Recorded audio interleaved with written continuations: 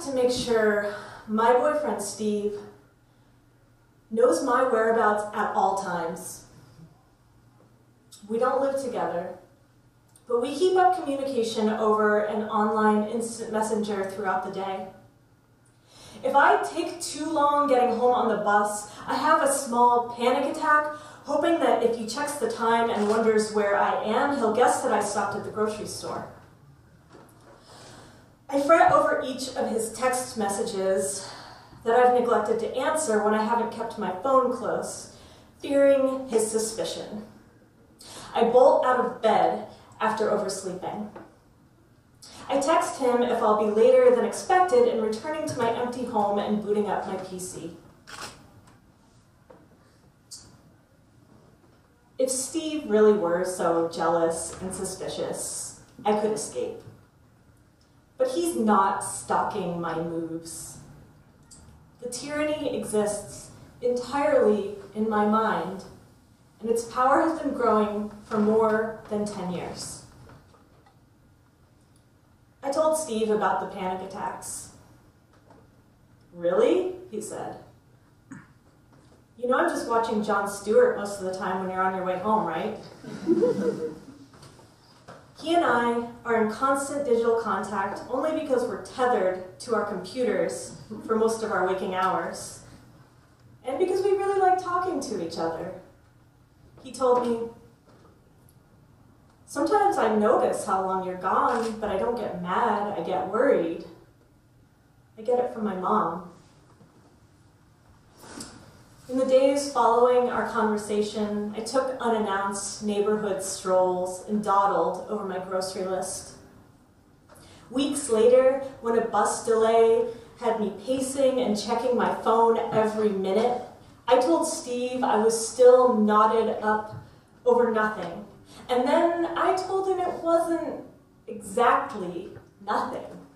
I said, I need to tell you about Kyle. I met Kyle when I was 16.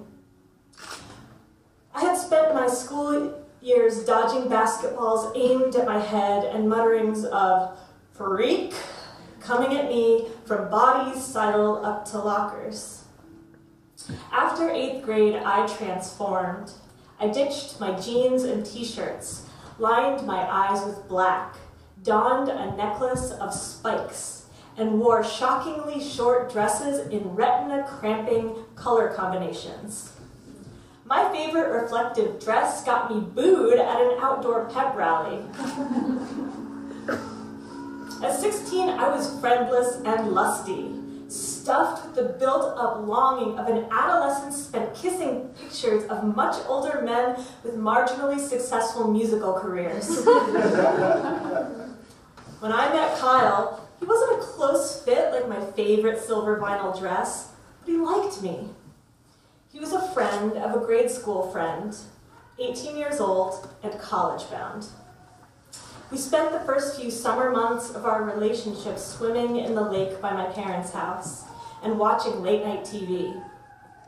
We took photos of ourselves with my digital camera, smiling, sprawling on the floor, pressed together, posing for each other. My best friends had dropped out or drifted away at the beginning of high school, and my past 2 years had been full of books and chat rooms. I was so starved for affection that I binged on his bottomless love as though it were a Costco bag of pizza bagel bites.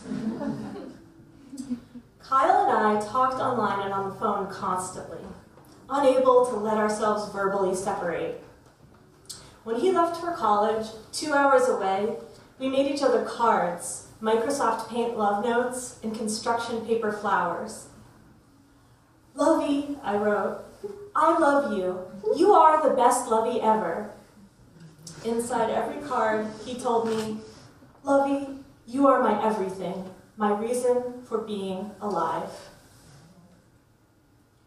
He used his scholarship to buy me gifts. Clothes, flowers, a lava lamp, a Palm Pilot. He would be angry if I would discard the flowers before he replaced them, even after they wilted and shriveled to brittle wads of brown.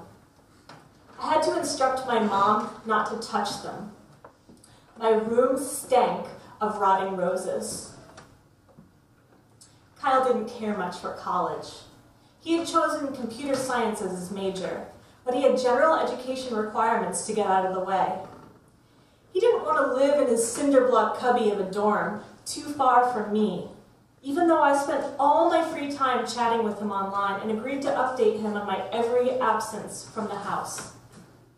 So, at the beginning of my senior year, he left college. He remained enrolled, but he took an apartment across the lake from my parents' house, closing the distance between us to 1.5 miles. Kyle's one-bedroom apartment had retro wood wall paneling and a grown-up view of the lake that put the campus out of his mind. He stopped going to class. He wasn't working. His full-time fixation was his devotion to me. For me, the fun of dating had worn off after a few months. Kyle modeled his limp desperation into an act that fooled me into believing that if I didn't do as he said, choose him over my family every evening and weekend, plan my future around him, I would be killing him. I wanted to be humane. It was hard to see that I could just walk away when I didn't have even one girlfriend to throw a stack of 17 magazines at my head. While Kyle sought to envelop me in an affection bubble lined with stuffed animals, roses, and Nintendo games, I began setting my sights on college, even thinking about grad school. I was becoming a more serious poet than ever, compiling a chapbook of my work. I planned out my path to the poet laureateship, but I did not envision a future with Kyle. After an abysmal semester as a commuter, Kyle dropped out. He spent his days creating a computer program that was a copy of another game. It never sold because it was overpriced and full of bugs. When his money ran out, he moved back into his parents' house and grudgingly took a job at a chain pharmacy. But mostly, I paid for our frequent dinner dates with my earnings from a job as a library lackey. That spring, Kyle lost his car and his license. He had been driving without insurance or registration. His car was impounded and he couldn't afford to retrieve it. He convinced me to put up the cash for his court payments when he couldn't. Nearly every day, I would drive the half hour to his house, pick him up, and bring him to my house to hang out. At the end of the evening, I would take him home.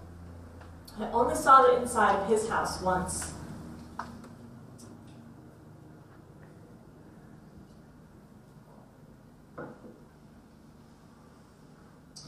During those evening drives home, finally alone, my heart settled inside its cage. Even during raw, early spring nights, I rolled down my window, a habit I'm still unable to shake. And while my lungs expanded, I slid a CD into the stereo and turned up the volume. I was serious about music, but Kyle had never really liked it. My CDs, organized by the season during which I craved them, became my single point of relationship resistance. But Kyle couldn't let me have my own love. And soon enough, he rescinded all his Pearl Jam insults and made me a mix CD of his top 20 Pearl Jam songs. On the way to Kyle's house, I allowed him to creep into the locket in my brain where my love for my favorite band lived. I didn't want to share. Being a teenage girl, I had territorial tastes that began to gravitate elsewhere as soon as he sidled up to what I claimed. Kyle didn't really like swear words, never drank or drugged, and thought rappers were imbecilic. So as soon as he was out of the car and in the house, I'd put on one of two CDs, 9 Inch Nails' The Downward Spiral, or Eminem's The Eminem Show. Driving past soybean fields, boxy developments, and the desolate county fairgrounds, I'd spit the lyrics I came to know by heart. Little hellions, kids feeling rebellious, embarrassed their parents still listen to Elvis. They start feeling like prisoners helpless till someone comes along on a mission and yells, "Bitch!"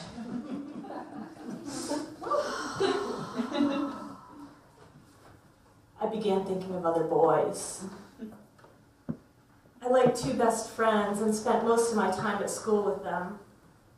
The night of prom, I journeyed to the next town over to watch TV with the boys. A few days later, Kyle made me a carrot cake. I shredded carrots for 2 hours, he told me. That's how much I love you. No one else will ever love you this much. Our love became increasingly platonic as time passed. We had always hovered around first and second base, but fumbled when trying to go all the way. In photos, my smiles began to look forced. From time to time, he would take my photo from behind while I slept. I could tell that 2 years into the relationship, my parents were ready for me to ditch this guy. They never voiced their disapproval. My grades were excellent. I had never done drugs. I wasn't pregnant. They respected my choices and my autonomy. They probably figured, as I did, that I would go to college and naturally drift away from Kyle. I couldn't tell them my heart was withering because I didn't realize this transformation wasn't part of growing up and pairing off. I had banished my striped skirts and platform shoes to the attic, trading them in for a daily double layer of flannel shirts and a rotation of roomy jeans to hide the 5 pounds of brand new belly fat on my twiggy frame. I was hooked on the drug of Chinese takeout, went apeshit when our place discontinued the deep-fried sweet potato, because for 1 minute, that sugar would burn through every mote of darkness in my thick head.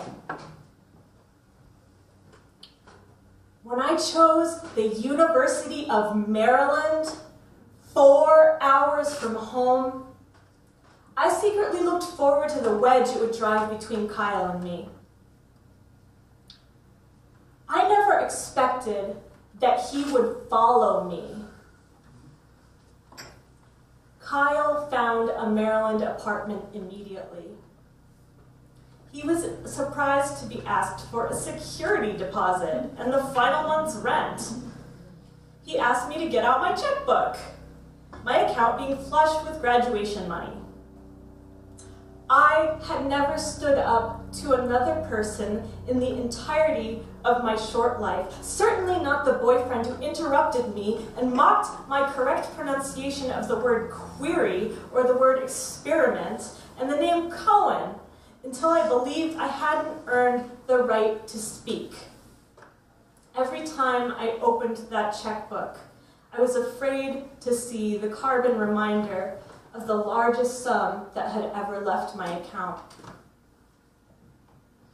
The apartment was only a few miles away from me, but without cars, we relied on public transit. From campus, bus to rail to bus was an easy but long trip that Kyle would never allow me to make alone. He scolded me when I headed from my dorm to the dining hall after dark, worrying that I would be raped and murdered outside my dorm. Telling him I was studying in the lounge, I would wander around campus after dark for hours. After class one day, I slipped into the University Health Center for the optional but strongly recommended meningitis vaccine Kyle had forbidden me to get before leaving New Jersey. He told me, "Vaccines are dangerous. My lovey is too precious for it to be worth the risk."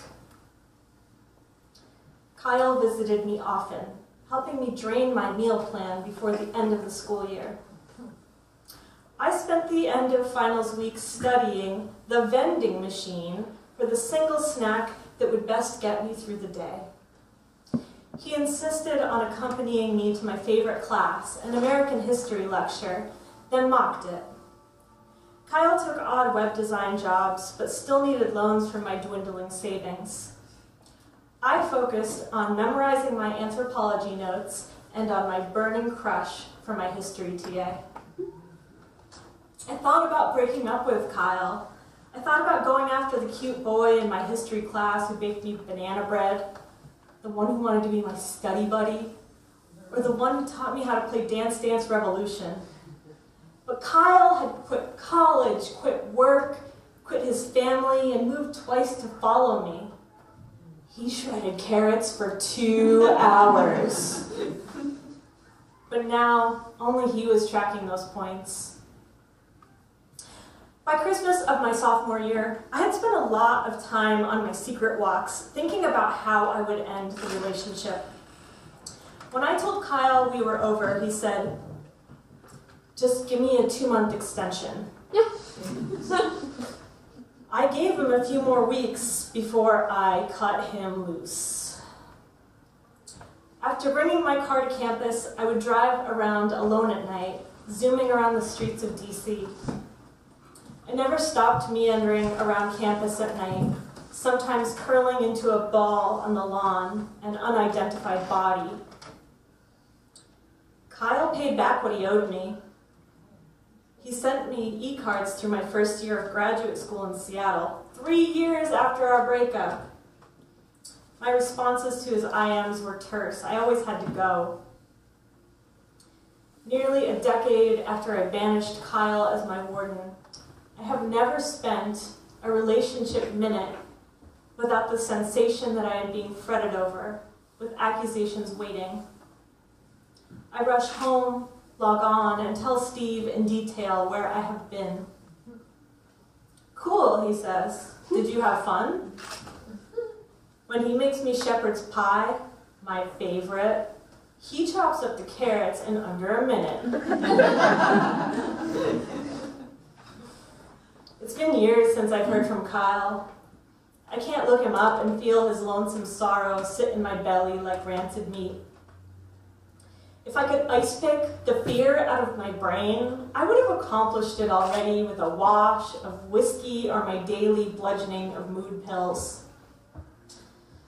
All I can do is remind myself dozens of times every day that I am free. Steve told me that the legs of circus elephants are sometimes chained to stakes, and even after the chains are removed, the elephants remain frozen, imagining that they are still chained. I think my whole body is bound. My head is ready to burst. Late at night, I walk to the neighborhood playground and swing, high and wild. I want to swing so high, the phantom chain will snap, hurling me into a place where no one can find me. Thank you.